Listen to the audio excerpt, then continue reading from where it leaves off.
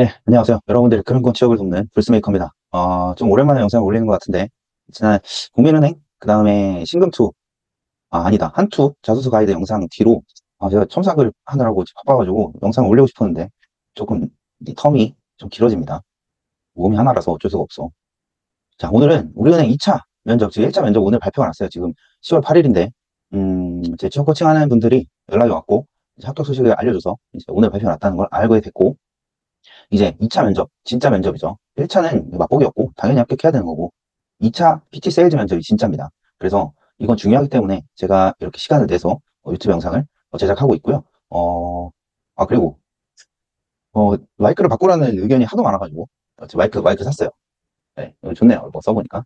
잘 들리시죠? 네, 그래서 좀 음질이 개선이 됐을 거다. 그래서 요거 제안해주신 분들 감사해요. 의견을 받아들여서 구매를 했어요.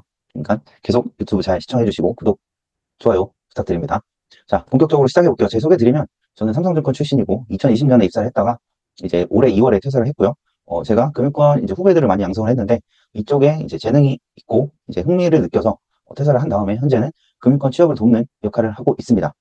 오른쪽 상단에 이제 QR코드 스캔하시면 제가 어떤 서비스들을 어떤 취업 코칭을 하고 있는지 자세히 파악하실 수 있으니까 궁금하신 분들은 스캔해서 도움이 필요하시면 저를 찾아오시면 되겠습니다. 자, 스캔하면 이런 게 떠요. 이제 큰공이랑 송고에서 저는 활동하고 있고, 대표적으로. 그래서 이 노란색 원숭이, 이 제 트레이드 마크인데, 브랜드죠. 브랜드 이미지. 노란색 원숭이나 아니면 금융권이라고 검색하시면, 이 노란색 배경에 이런 것들은 다 제가 운영하고 있으니까, 도움이 필요하시면 언제든지 문의를 주시기 바랍니다. 자, 오늘 이제 1차 면접 결과가 났다고, 합격했다고 이제 이 코칭 수강생 중에 한 분이 연락이 왔어요. 그래서, 기뻤는데, 뭐 지금 기뻐하긴 이르죠. 사실 1차 면접은 제가 아까 방금 말씀드렸듯이, 그냥 기본적으로 통과를 해야 되는 면접이라서 당연한 결과고 잠깐 기뻤다가 다시 바로 2차 면접 준비를 시작을 했습니다. 지금 영상 보시는 분들은 아마 1차 면접 합격하고 2차 면접 준비를 시작하고 있거나 아니면 이제 좀 늦게 보시는 분들은 뭐 아마 내년 상반기쯤 되겠죠. 시청하고 계실 텐데 아무튼 2차 면접이 진짜다. 그래서 2차 면접은 PT랑 세일즈 면접이랑 직무 인성 면접 크게 세 가지로 구분이 됩니다. 그러니까 PT, 세일즈, 직무 인성 면접 이렇게 세 가지로 보고 안성연수원에 가서 이제 이제 대략 아침 7시부터 저녁 7시까지 이동시간 포함해서 12시간 정도 진행이 되고요. 안성연수원 가서 본다. 우리은행에 집합해서 아마 본점에 집합한 다음에 안성으로 갔다가 거기서 연수원에서 면접을 보고 다시 본점에 데려다 주는 것 같아요. 네. 그런 걸로 봤어요. 그죠 뭐. 네. 자, 우리은행 면접, 2차 면접은 어렵고 사실상 2차 면접에서 대부분의 이제 진짜 은행 취준생, 은준생들이 가려질 겁니다. 그만큼 중요하기도 하고 어렵기도 합니다. 먼저 PT 면접 볼게요. PT 면접은 이 PT 면접의 목적은 지원자가 평소에 금융이나 은행에 관심이 있었는지 그리고 이 지식을 갖추고 있는지를 파악하기 위해서 PT 면접을 보는 거예요. 그래서 작년 하반기 기준으로 PT 면접 질문을 보면 문제를 보면 다음 자료를 바탕으로 보통 자료가 제시가 되죠. 그리고 자료 제시를 하면서 주택연금 활성화 방안을 주제로 나왔어요. 그 자료는 고령화, 뭐 노인 빈곤 확대, 그리고 하지만 주택연금에 부정적이다. 이런 이제 고객 인터뷰 내용이 들어갔고요. 뭐 일반적인 내용이에요. 사실 은행 취업을 준비하시는 분들은 이 정도의 계획 배경 지식은 있을 거예요.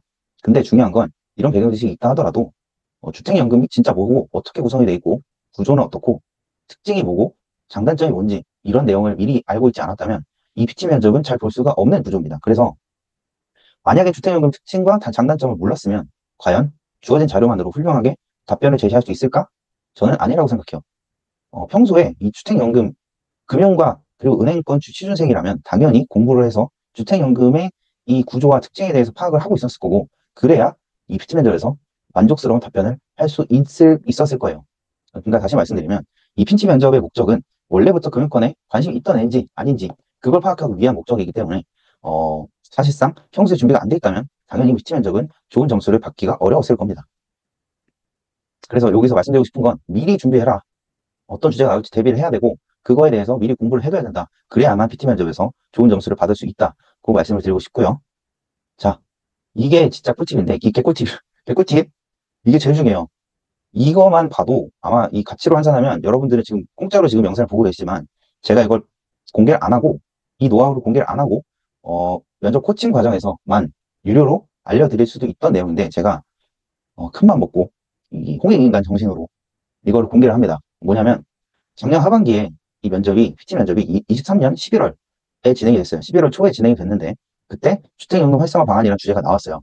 근데 하나금융연구소 홈페이지에 이 각종 연구 보고서 자료들이 있는데 9월 1일, 그러니까 면접 2달 전이죠. 2달 전쯤에 주택연금에 대한 이 보고서가 발간이 됐었어요. 이 말은 이 PT 면접의 유력한 주제들은 이 각종 금융연구소들의 보고서로 다뤄졌던 내용을 PT 면접에 문제로 출제할 가능성이 매우 높다는 겁니다. 아마 이거 금융연구소에 이런 내용이 있다는 것도 모르셨던 분들도 있을 거예요. 그래서 이게 진짜 중요한 내용인데 이 영상 전체에서 가장 중요한 내용입니다, 이게. 그리고 가장 가치 있는 내용이고. 그래서 금융연구소의 자료를 미리 봐야 된다. 그래서 올해 PT 면접 예상 주제를 찾는 방법을 제가 알려드릴게요. 면접 일로부터, 그러니까 우리의 면접이 지금 다음 주나 다다음 주인데, 다다음 주죠. 근데 그때 뭐가 나올까? 알고 싶으면 이 하나금융연구소, KB금융연구소, 그리고 우리금융연구소, 그리고 지금 금융과 관련된 각종 보고서들을 발간하는 여러 가지 연구소들이 더 있거든요. 뭐 한국금융연구원이라든가 자본시장연구원이라든가 이런 대표적인 연구소 홈페이지들 들어가면 여러 가지 보고서들이 나와요. 거기서 최근 3개월 동안 어떤 주제들이 주로 다뤄졌는지 보면 그 중에 PT 면접 주제가 나올 겁니다. 네, 이건 장담할 수 있어요. 참, 얼마나 꿀팁이에요. 이건 반드시 기억해두고 다음 보면 그래서 고르면 제가 최근 3개월 동안 이 금융연구소들 자료를 모두 검토했고 공통적으로 이 나올 만한 주제들을 추렸어요. 은퇴 앞둔 고객에 대한 자산관리, 프리 시니어라고 하는데 이 말은 이제 5060 세대의 이 은퇴, 지금 2차 베이비 부머 세대들이 곧 은퇴를 앞두고 있는데 이들 고객에게 어떤 자산관리를 할 것이냐라는 문제. 이건 사실 예전부터 은퇴 자산관리 주제긴 한데 최근에 다시 관심을 갖고 있다는 게 최근 3개월 동안의 보고서 리포트 분석 결과예요. 그리고 주택연금 활성화, 요것도 변하지 않는 주제예요. 우리나라 민간 가게들의 우리나라 대중들의 자산을 분석해 보면 거의 자산의 70에서 80%가 부동산이거든요. 이 말은 이 현금을 갖고 있는 사람이 별로 없다는 소리예요. 근데 은퇴를 하면 현금이 부족해지겠죠. 그러면 갖고 있는 거의 유일한 재산인 부동산을 유동화시켜서 주택연금을 통해서 생활을 꾸려 나가야 됩니다. 그러니까 우리나라 구조상 부동산에 치중되어 있는 자산 구조상 주택연금은 필요해요. 다만 아직 대중들의 인식이 부정적이긴 하지만 주택연금은 활성화가 될 겁니다. 장기적으로는. 그래서 이 주택연금 활성화도 유력한 주제 중에 하나고요. 세 번째, 인베디드 금융. 이건 처음 들어보신 분들도 있을 거예요. 인베디드 금융은 이제 금융이 메인이 사업이 아니라 비금융 메인 사업에 금융을 도입하는 거예요. 쉽게 말하면 뭐 예를 들면 뭐 치과에 방문했는데 치과에 갔더니 보험사가 보험을 판매한다. 뭐 이런 게 인베디드 금융이에요. 그러니까 비금융에 금융을 접합시키는 게 인베디드가 내재된이라는 거잖아요. 뭐 끼워 넣는. 그러니까 비금융에 금융을 끼워 넣는 식으로 상품을 세일즈하는 방식이 인베디드 금융이에요. 이것도 모르셨다면 찾아보셔야 됩니다. 이것도 지금 최근에 관심을 받고 있는 주제라 상당히 출제 가능성이 높아요. 그 다음에 녹색금융. 요거는 좀 진부한 얘기일 수도 있는데 올해 되게 더웠죠. 올해 여름에 저도 엄청 더웠는데 저 라디오에서 그러더라고. 어떤 과학자가 이대로 이 추세대로면 100년 후에 인류가 멸종할 수도 있다. 100년이 아니더라도 언젠가 기후변화 때문에 멸종할 수 있다는 내용을 들었는데 올해 여름에 유독 이제 이상 기후가 강하게 나타나가지고 이 녹색금융 그리고 친환경에 대한 이 금융 지원 방안이 또 관심을 받고 있습니다. 그리고 요 다음에 이제 영업점 축소에 따른 이 영업점 축소하면서 어떻게 기존 영업점을 활용해야 되는지 리모델링을 하거나 뭐 아니면 다른 기능으로 전환을 하거나 이것도 오래된 주제죠. 하지만 아직도 지점 축소하냐 마냐에 대한 논의가 활발하게 진행 중이기 때문에 실제로 축소하고 있지만 이제 은행 내부적으로도 어느 정도까지 과연 축소를 해야 되냐 이런 것들이 화두가 되고 있기 때문에 요거는 변하지 않는 은행권의 주제다라고 생각하시면 됩니다. 그리고 생성형 AI를 활용한 이제 금융권도 이 AI를 도입을 차츰 늘리고 있죠. 근데 이 도입에 따른 긍정적인 부분과 부정적인 부분이 있습니다. 그런 내용들을 은행에 연관시켜서 PT 주제로 나올 가능성도 높고요. 자, 이거 말고도 사실 더 있어요. 제가 다 정리를 해놨습니다. 이거 얼마짜리인지 모르겠어. 이거 최소한 수십만 원은 받아야 돼요. 제가. 근데 그냥 풉니다. 큰 마음을 먹고. 그러니까 고맙다면 구독 눌러주세요. 좋아요랑. 돈은 안 내도 그 정도는 해줄 수 있잖아.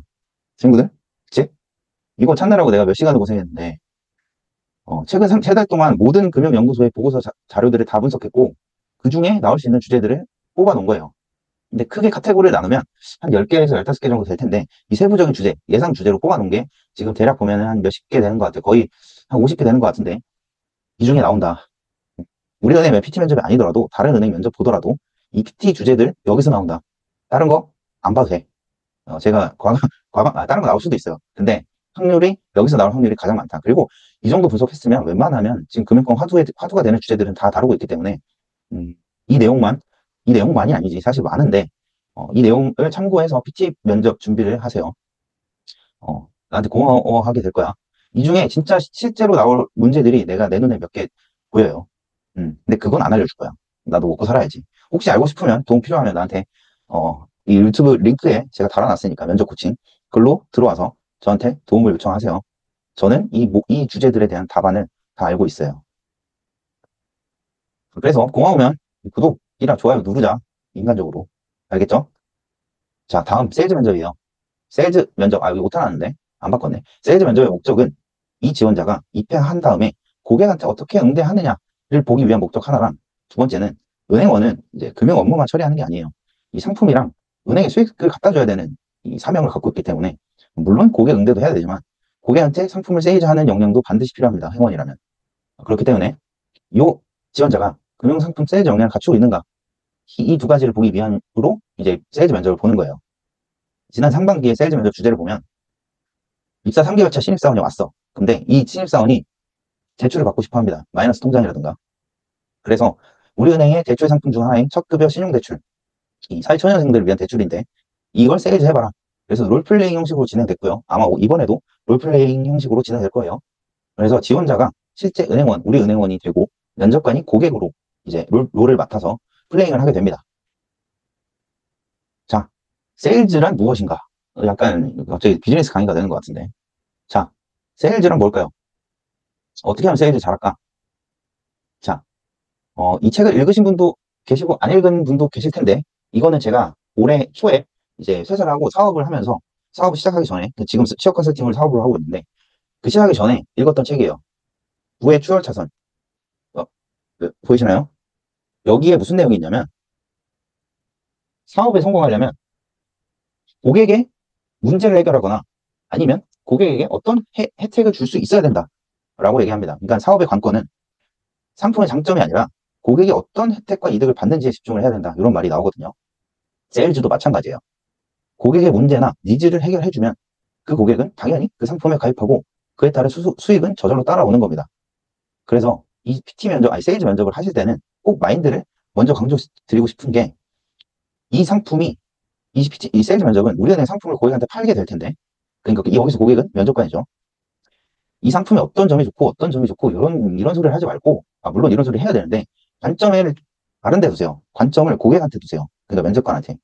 이 상품이 당신에게 어떤 도움이 됩니다. 그렇기 때문에 당신은 이 상품에 가입해야 될걸요? 라고 넛지 알죠? 넛지. 은근히 그냥 고객의 관점에서 어떤 혜택이 있는지 이거를 포인트로 두시길 바래요. 이거는 세일즈뿐만 아니라 모든 판매, 영업, 사업도 마찬가지고 항상 고객이 어떤 혜택을 받을 수 있는지에 집중을 하셔야 됩니다. 알겠죠? 그래서 세일즈 면접 볼 때 항상 상품에 대한 포커스를 두기보단 고객 혜택 관점에 포커스를 두시는 게 합격 확률을 올리시고, 그리고 그렇게 하는 게 세일즈 설득력을 더 높일 수 있을 겁니다. 알겠죠? 그래서 마인드 먼저 강조한다, 내가. 이런 마인드를 갖춰야 된다. 그 다음에 어떻게 준비를 하냐? 우리은행 상품 라인업을 파악하셔야 돼요. 우리은행 지금 주력 상품들이 있거든요. 뭐 예를 들면 뭐 외환 관련, 요즘 사람들 해외여행 많이 가니까 외환 관련 예적금 상품이라든가, 아니면 외환 서비스, 환전 서비스, 환율 우대 정책, 뭐 이런, 그리고 카드도 있고 다양한 외환 관련 서비스들이 있는데, 이게 대표적으로 지금 우리은행뿐만 아니라 다른 은행도 마찬가지로 지금 주력 상품으로 올려놨어요. 그래서 우리은행 주력 상품이 뭐가 있는지 먼저 파악을 하셔야 되고요. 그리고 이 문제는 세일즈 면접에서 나올 아이템, 그러니까 상품은 우리은행 현재 주력 상품에서 출제될 가능성이 높기 때문에 수신, 여신, 그러니까 대출이죠. 예적금, 대출, 카드, 외환, 연금, 이런 상품들 가운데 현재 우리은행 주력 상품을 파악을 하셔야 됩니다. 왜 해야 되냐? 세일즈 면접을 하려면 기본적으로 상품 구조와 특징이 어떤지는 알고 있어야 될 거 아니야. 그렇죠? 그렇기 때문에 먼저 상품을 파악하셔야 돼요.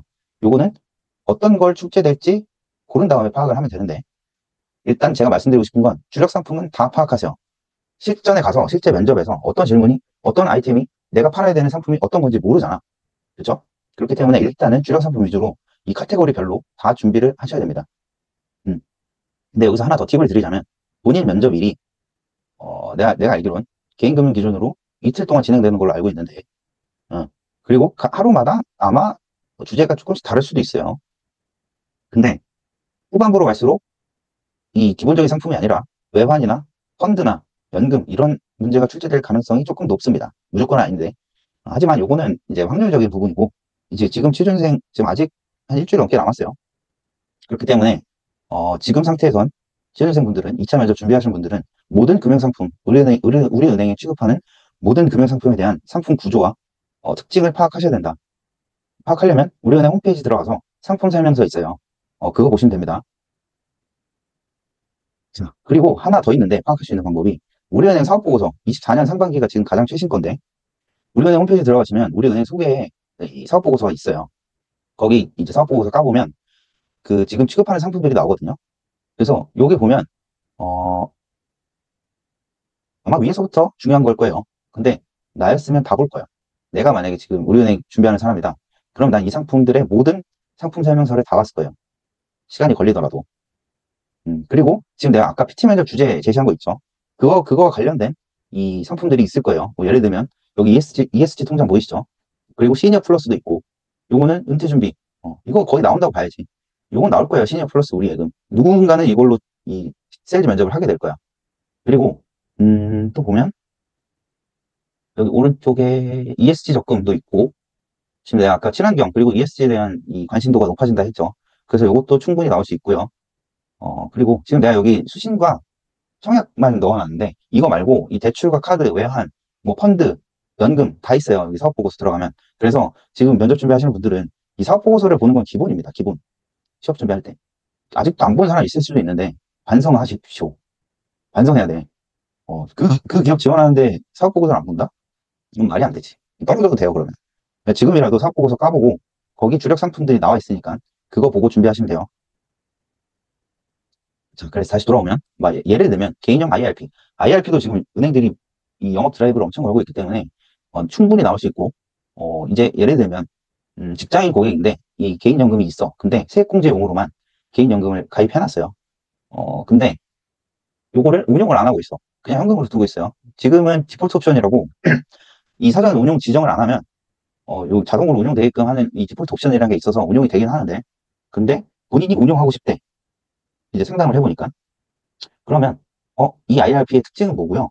그리고 연간 얼마씩 납입하면 되고요. 그렇게 되면 예상 세액 공제액은 얼마고, 그리고 IRP 운용을 하면서 그 운용에 따른 수익금은 과세 이연이 돼서 절세 효과가 더 극대화됩니다. 뭐 이런 식으로 대답을 해줘야겠죠, 상담을. 이런 걸 하려면 알아야 될 거 아니야, IRP의 특징에 대해서. 그렇기 때문에 미리 공부를 해두셔야 된다는 거예요. 특히 IRP는 ISA와 마찬가지고 상당히 중요한 은행 주력 상품 중 하나입니다. 최근에. 그리고 우리은행, 내가 최근에 우리은행 영업점을 갔었는데, 이제 취준생 도우러 손님 척하고 갔는데, 사실 실제로 손님이기도 하고 나는 거기서 ISA랑 IRP를 상당히 밀더라고요. 이 말은 현재 이 IRP, ISA 프로모션이 적극적으로 진행되고 있다. 그렇기 때문에 PT 면접에서도, 세일즈 면접에서도 충분히 나올 가능성이 높다. 이것도 꿀팁이 되겠죠. 이거 사실 직접 본인들이 가봐야 돼. 이게 아직 이 취준생 취준하면서 우리은행을 지원한다면서 우리은행 영업점도 안 가본 사람들이 많을 건데, 이 영상 찔리시죠? 그것도 떨어져도 돼. 난 과거 그 떨어져야지 뭐. 내가 취준하는 분들은, 도와드린 분들은 나랑 같이 다 우리은행 갔었어요. 근데 우리은행 지원하면서 우리은행을 한 번도 안 가봤다? 최근에? 그건 말이 안 되지. 물론 안 가도 합격할 수는 있겠죠. 근데 우리은행 가본 사람이랑, 그만큼 절실한 사람이랑, 우리은행 안 가고 그냥 인터넷에 끄적끄적 거리면서 준비했던 사람이랑 누굴 붙이냐 하면 당연히 우리은행 갔던 사람을 붙이는 게 합리적이죠. 내가 이 말을 하는 이유는 지금이라도 우리은행 가서 주력 상품 라인업이 뭔지 찾아봐라. 그 정도는 해야죠. 그거 하고 안 하고는 면접에서 큰 차이가 날 수도 있어요. 만약에 면접관이 혹시 최근에 우리은행 가보신 적 있나요? 했는데 없어. 근데 옆에 지원자는 저 지난달에 갔다 왔습니다. 이런 점이 좋았고 이런 점이 주력 상품인 걸 파악했습니다. 라고 대답하면 누굴 합격시키겠어요? 당연하죠. 가까운 사람 합격시킬 거야, 나 같아도. 그러니까 면접을 아직도 영업점 안 가본 사람은 가보세요. 집 근처에. 분명 집 근처에 가까운 데 있을까, 우리은행. 아무튼 다시 돌아와서 이렇게 상품 구조를 알아야 된다. 그리고 이제 실제 면접에서 이 우리은행 실제 상품의 상품 설명서를 받게 될 건데, 아마 거기에 이런 포인트들을 짚어주면서 고객 혜택을 제시하면 됩니다. 제가 아까 세일즈 면접의 핵심은, 세일즈의 핵심은 고객 혜택이라고 그랬죠. 고객이 이 상품을 가입함으로써 어떤 혜택을 받을 수 있는가, 고객의 이익에 집중하라고 했어요. 관점을 두라고. 그렇기 때문에 설명하면서 고객님 IRP에 가입하시면 최대 연 900만 원 한도로 이렇게 세액 공제 한도가 되고 받을 수 있고요. 다만 연금저축과는 별개입니다. 혹시 연금저축 있으신가요? 이렇게 고객의 종합적인 상황까지도 파악을 하는 게 회원의 능력입니다. 그리고 오른쪽에 이 IRP를 가입하고 나중에 이제 은퇴 후에 보통 55세 이후에 받으실 수 있는데요. 받게 되면 일반적으로 우리가 이제 받게 되는 세금은 기타 소득세 일시금 해지하면 기타 소득세 16.5% 부가세 포함해서 받게 되는데, 연금으로 받으시면 3.3에서 5.5% 사이로 연령에 따라서 저율 분리과세되는 혜택이 있습니다. 그래서 최대한 연금 수령 시점 나이 이전 이후에, 그러니까 55세 이후에 받으시는 걸 추천드리고요. 더 늦게 받으실수록 세금이 낮아지기 때문에 최대한 오래 운용하고 과세 예연 효과를 최대한 누리시면서 낮은 이 세율로 연금을 받으시길 추천드립니다. 그렇게 되면 일시금 해지한 거와 연금으로 받게 되는 금액 차이가 이 정도인데 이만큼 세이브 하실 수 있는 효과를 거두시게 될 거예요. 라고 내가 지금 상품의 장점에 대해서 얘기를 하면서 고객의 혜택을 포인트로 얘기를 했죠. 실제 내가 증권사 다녔으니까 영업도 해봤을 거 아니야. 실제 이런 식으로 영업하면 대부분의 고객은 가입을 하게 됩니다. 왜? 고객의 혜택을 인지시켰기 때문에. 이거 가입하면 가입 안 하면 손해예요. 라고 생각할 수 있게끔 유도를 했기 때문이에요. 자, 그래서 그리고 하나 더. 세일즈 면접을 할 때, 실전 면접을 볼 때는 일단 고객의 상황을 먼저 파악을 하세요. 이 말은 내가 좀 전에 IRP 얘기했죠. 근데 내가 좀 전에 뭐라 그랬어? IRP를 설명하면서 혹시 연금저축도 가입하셨나요? 연금저축도 납입을 하고 계신가요? 라고 물어봤죠. 왜 물어봤을 것 같아? 고객의 종합적인 상황을 알아야 이 고객이 어떻게 이 자산관리 설계를 하고 효과를 극대화시킬 수 있을지 알기 때문이에요. 그러니까 고객의 상황을 먼저 파악해라. 다짜고짜 상품을 세일즈하려고 하지 말고 일단 고객 상황 먼저 파악하세요. 그건 필수입니다. 필수. 금융인의 기본 중에 기본이에요. 여기서 뭐 증권 투자 권유대행인이나 아니면 뭐 여러 가지 자격증을 대부분은 취득을 하셨을 건데, 아마 거기 보면 자본시장법에 신의성실의 원칙과 적합성 적정성의 원칙, 그리고 설명 의무, 그리고 고객 우선 원칙이 있어요. 이 모든 건 고객을 중심으로 두란 뜻인데 고객의 상황에 따라서 적합하고 적정한 상품을 추천하라는 거예요. 고객의 상황에 적합한 걸 추천하려면 당연히 고객의 종합적인 현재 상황을 파악해야겠죠. 재무 상황. 뭐 가능하면 비재무적인 상황도 파악을 하면 좋아요. 어쨌든 고객의 상황을 먼저 파악해라. 다짜고짜 상품 설명 먼저 하지 말고. 그러면 탈락한다. 고객 상황을 먼저 알아야 뭐 최적의 솔루션을 도출하겠죠. 그래서 다시 한번 강조드리지만 실제 면접에서 면접관, 그러니까 고객한테 상품을 세일즈하기 전에 고객 상황 먼저 물어봐라. 혹시 어떤 목적으로 이걸 가입하려고 하시나요? 라는 식으로. 알겠죠? 자, 마지막 직무 인성 면접은 우리 1차 면접 보고 이제 합격했잖아요. 1차 면접이랑 유사하게 진행됩니다. 이제 자소서 기반으로 물어볼 거고, 그리고 공통 질문도 들어올 거예요. 근데 1차 면접과 차이는 약간 심화돼서 질문이 들어올 거예요. 특히 직무 관점에서. 뭐 인성 관점도 심화될 수 있고, 근데 사실 인성 그 질문은 이제 3차 면접, 그러니까 임원 면접에서 주로 물어볼 거고, 2차 면접에서는 직무 관점이랑 그 다음에 조직 적합성 관점을 물어볼 거예요. 우리 1차 면접에서 지금 보셨던 분들은 대부분 아마 지금 2차 면접을 준비하고 계실 텐데, 조직 적합성, 그러니까 협업 관련 질문은 별로 안 받았을 거예요. 그리고 지금 뒤에서도 살펴보겠지만 1차 면접에서 이 상반기 대비 약간 심화된 질문들, 그러니까 1차와 2차를 오가는 약간 넘나드는 수준 높은 질문들이 1차에서도 들어왔기 때문에 아마 1차랑 비슷하게 진행이 될 건데, 일단 1차 직무 관련 질문보단 심화될 수 있다. 그래서 이 직무 면접 질문에서 아마 지원자의 직접 수준, 그러니까 금융지식 수준이 갈리겠죠. 명확히 드러날 겁니다. 그래서 이 부분은 사실 미리 준비를 할 수도 있지만 평소에 이제 금융에 대해서 준비를 많이 해오셨던 분들이 압도적으로 유리하긴 할 겁니다. 하지만 방법은 있어요. 그건 어떤 질문이 나오고 어떤 질문이 나올지 알고 대비를 하면 되는데, 그건 제가 알고 있으니까 도움 필요하시면 또 영업해야지. 음, 도움 필요하시면 저 찾아오세요. 제가 부족한 지식까지 채워드립니다. 알짜 핵심 면접을 위한 지식으로. 어쨌든 2차 면접의 직무 인성 면접은 직무에 대한 이해를 갖추고 있는가 하나랑, 그리고 평소 은행업과 우리은행에 관심을 갖고 있는가. 그러니까 다르게 말하면 직무 적합성과 조직 적합성, 협업 역량이죠. 그리고 기업 적합성, 우리은행 기업 로열티가 있는지, 이렇게 메인으로 검증이 될 겁니다. 2대 15, 작년 하반기 기준으로 2차 면접은 다대다 면접관 2명에 지원자 10명씩 진행됐고요. 특징은 1차 면접과 최종 임원 면접의 중간 단계, 그 어딘가 수준으로 진행이 된다. 근데 사실상 1, 2차, 3차를 가릴 필요 없이 이 직무 인성 면접은 항상 3차 면접이라 생각하고 최고 난이도로 모든 걸 준비하시길 바랍니다. 그래서 저도 지금 취준생분들 많이 합격시켰고, 1차 면접에서 진짜 가볍게 대비했으면 1차 면접 합격하기 어렵게 나왔어요, 이번에.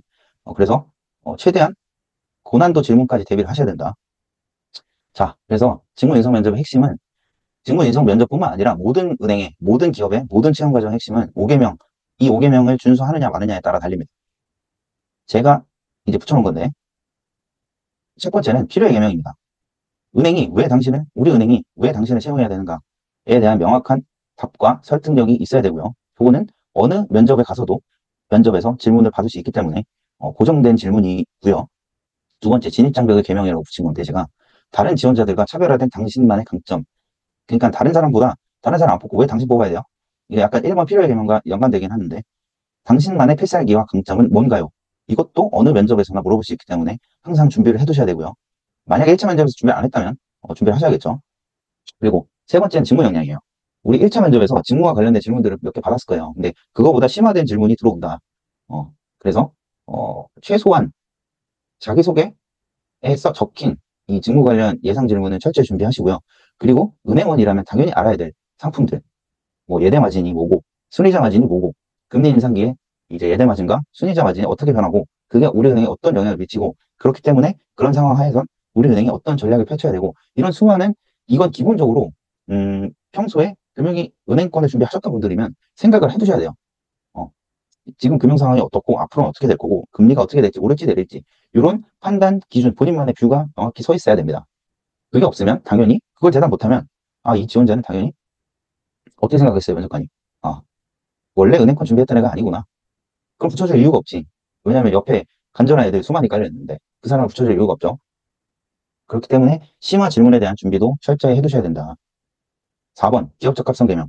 요거는 이제 우리 은행의 핵심 가치와 인재상에 부합하는 사람인가, 그리고 우리은행에 대한 로열티, 그러니까 우리은행을 얼마나 들어오고 싶은가에 대한 로열티 검증이 들어갑니다. 이것도 1차 면접에서 질문 많이 받으셨을 거예요. 예를 들면 우리은행의 인재상이 뭔가요? 아니면 우리은행의 영업점수는 몇 개인가요? 알고 계신가요?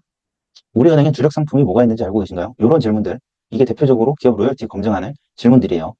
되게 쓰잘데기 없는 것처럼 보이지만 진짜 우리은행에 가고 싶은 사람이라면 그것조차 머릿속에 넣고 면접을 봤을 거예요. 실제로 제가 도와드리는 분들 면접 후기 보니까 실제 영업 점수도 물어봤어요. 특히 해외 영업 점이 몇 개까지인지도 물어봤어. 목말라. 잠깐만요. 그래서 기업 적합성에 대한 이 질문 또한 어느 면접 단계에서나 물어볼 수 있다. 5번, 조직 적합성. 요거는 이제 협업 역량인데요. 1차 면접에서는 잘 안 물어봤을 거예요. 뭐, 협업한 경험 중에 기억나는 거 있나요? 물어봤을 수도 있는데, 대부분은 직무와 그다음 기업 로열티 검증이 들어갔고, 1차 면접에서. 그렇기 때문에 2차 면접에서 협업 역량에 대한 질문이 많이 들어올 수 있다는 점을 알아두시면 될 것 같아요. 그래서 1차 면접에서 다른 건 직무 역량 관련해서 질문이 심화될 거고, 조직 적합성 관련해서 질문이 새롭게 추가될 예정이다. 2차 면접에선. 그렇게 알고 계시면 됩니다. 그리고 나머지 이 1번, 2번, 4번 질문은 언제나 항상 준비가 돼 있어야 되고요. 자, 그리고 요게 오른쪽이 1차 면접 제가 도와드렸던 친구가 1차 면접 복귀한 건데, 이런 질문들이 나왔어요. 1차 면접 기출 질문은 조직 적합성 질문이랑, 아니지. 1차 면접 질문은 보통 여기서 이제 직무 역량 관점 질문이랑, 그 다음에 기업 로열티가 대부분 질문이었어요. 여기서 이 친구는 이 협업 경험과 협업 역량에 대한 질문을 안 받았거든요. 그래서 2차 면접에서는 조직 적합성 관련 질문이 들어올 거다. 그리고 직무에 대한 조금 더 심화된 질문이 들어올 거고요.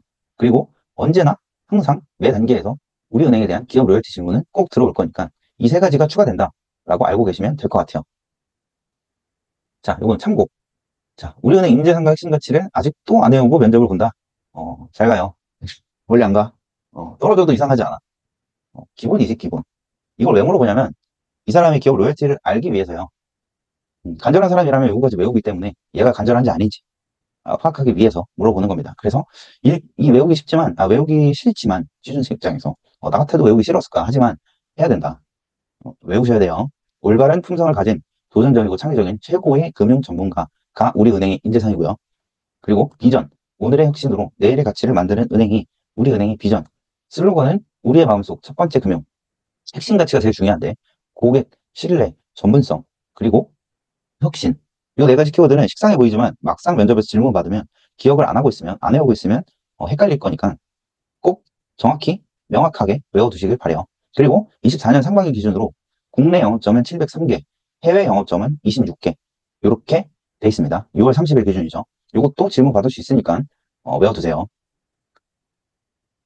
자, 그래서 정리하면 우리은행 2차 면접의 핵심은 제가 웬만하면 이제 이 마인드적인 건 잘 강조를 안 하는데 사실 마인드가 가장 중요해요. 취직 채용 과정에서 간절함을 좀 갖고 준비할 수 있는 모든 걸 준비를 하셨으면 좋겠어요. 제가 아까 세일즈 면접이랑 PT 면접 예상 주제, 가능한 예상 주제 다 뽑아서 다 준비를 해야 된다라고 말씀을 드렸죠. 그리고 우리은행 상품 라인업이 뭐 있는지 다 체크한 다음에 하나하나 상품 구조와 특징, 장단점을 정리를 해두시기 바래요. 그래서 PT 세일즈 직무 면접은 벼락치기로도 가능은 해요. 물론 평소에 오랫동안 이제 금융권에 관심을 갖고 은행원이 되겠다는 생각을 가졌던 친구들은 당연히 더 유리하겠죠. 하지만 벼락치기로도 가능은 합니다. 지금 2주 정도 남았는데 그 남들 1, 2년의 시간을 2주 만에 단축시키려면 엄청나게 노력을 해야겠죠.